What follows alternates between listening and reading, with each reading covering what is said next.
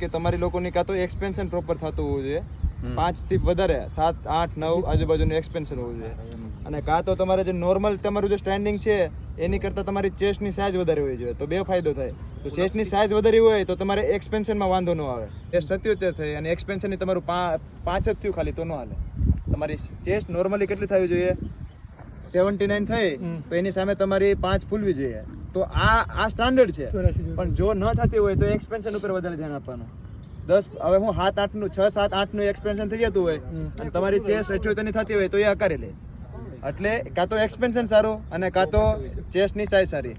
અને ચેસ્ટ વધારવા માટે ખાલી ને ખાલી પુશઅપની પ્રેક્ટિસ નહીં કરવાની, પુલઅપ એ કરવાના. રેડી?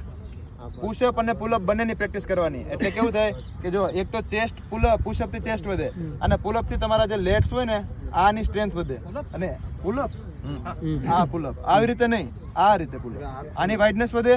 અને હવે તમે કદાચ ઈચ્છો ને તો આમ કરો ને તોય તમારી 5 તો આમ વધી જાય, એક્સપેન્ડ કરાવે કે ને જીમમાં જે વિંગ્સ બતાવે એવી રીતે. તો એમ તમે આમ એવી રીતે. એટલે પુલઅપ અને પુશઅપ બંનેની પ્રેક્ટિસ કરવાની ચેસ્ટ માટે. એટલે ખાલી ને ખાલી અને એક્સપેન્શનની પ્રેક્ટિસ કરવા માટે ખાલી જો આવી રીતે આરામથી હાથ રાખી જોરથી અને શ્વાસ ભરવાનો. તો આ એક્સપેન્ડ કરવાનું કહીએ ને તો મોઢું બંધ રાખીએ. એ ભાઈ ચેસ્ટ આગળ આવી, ખાલી ચેસ્ટ ફૂલી નથી. ચેસ્ટ અંદર શ્વાસ ભરો ત્યારે ફૂલે. આમ જો આ ફૂલી અને આ એક્સપેન્ડ છે એટલે એ ખાલી બહાર આવી. એ અહીંયા જેટલી હતી એટલે તમે આગળ લઈ આવ્યા. એ ફૂલી નથી, એ શ્વાસ ભરવાથી એક્સપેન્ડ થાય. રેડી? ચાલો.